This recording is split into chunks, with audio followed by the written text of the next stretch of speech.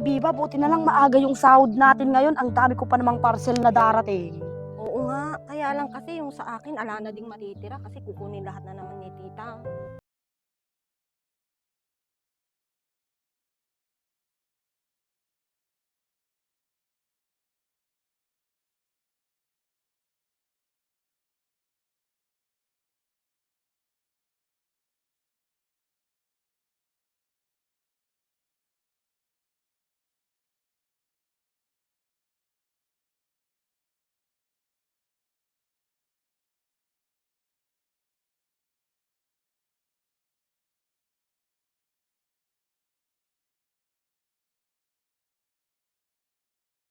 Nako, wala na naman palang bigas.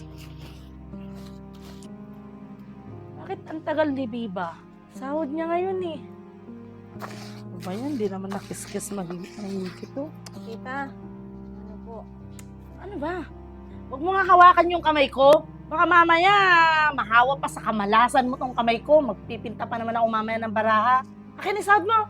Kanina pa kita hinihintay. Tingnan mo nga itong bigas natin, no? Kakaunti na. Akin yung sahod mo. Makabili na. Nang makapag-opisina na rin.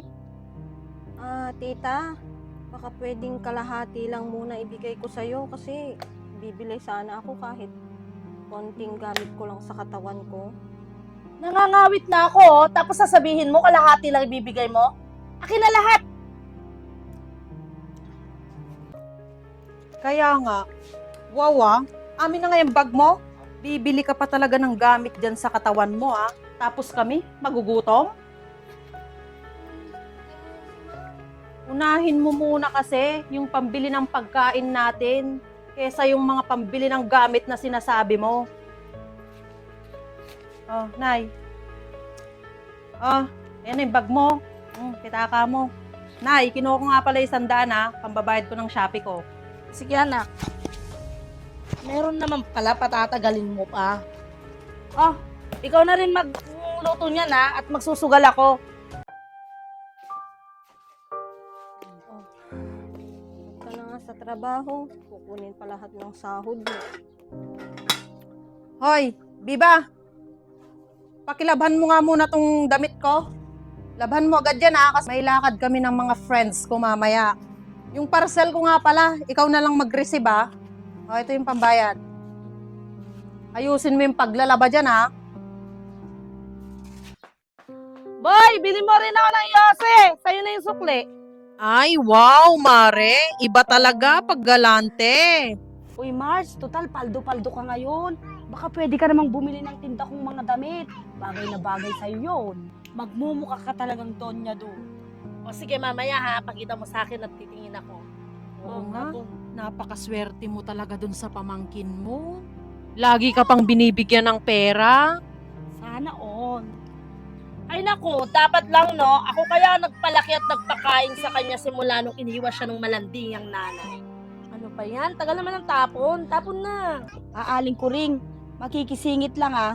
Responsibilidad nating pag-aralin ng pamangkin lalo na't wala ng kanyang ina. At lalo na, kayo lang po ang natitira niyang kapamilya. Pero hindi naman po yata obligasyon ni Biba na bayaran yun sa'yo. Daniela, baka pwedeng wag mo kaming pakialaman na magtiyahin. Tama. Ganon. Epal eh.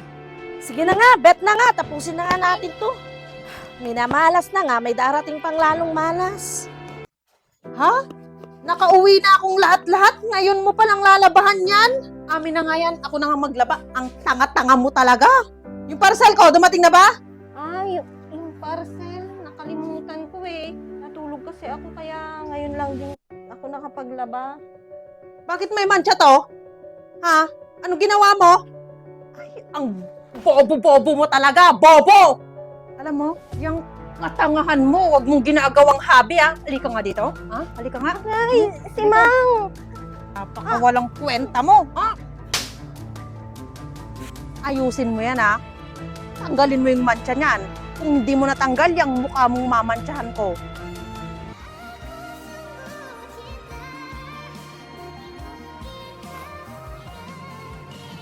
Ba't ka umiiyak, Biba? Hindi ko na alam na yan ako. anong gagawin ko eh. Kaya mo yan, Biba.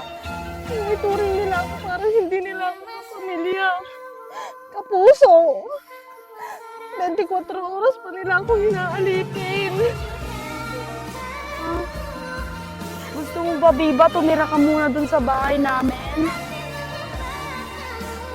Hindi ba, Daniela? Siyempre, Biba, pwedeng-pwede. Talo na naman. O, andyan ka pala, anak.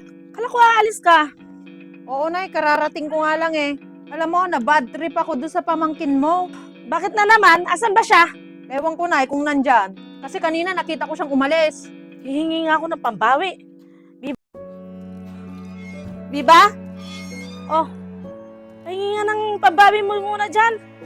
Oh, eto pala eh. Ano na naman yung inaarte-arte mo? Bigyan mo ako ng ano dyan, ng pangbawi ko. Ayaw mo, ha? Gusto mo pa talaga masaktan eh, ha? Gusto mo talaga masaktan? Ayaw mo magbigay. Sige, ano ba? Pagod na ako. Buong buhay ko nilaan ko sa inyo. Lahat ng pagod at hirap tiniis ko. Oo, pinag-aral niyo ako. Inalagaan. Pero ni minsan hindi ko naramdaman na kinuring niyo ako pamilya.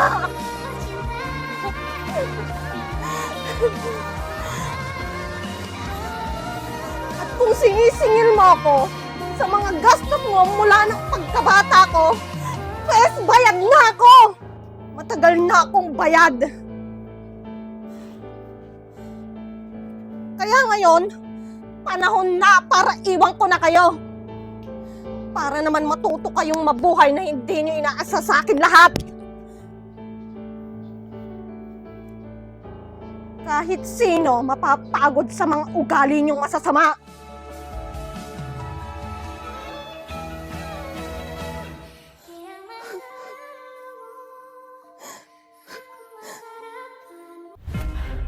Sige, lumayas ka!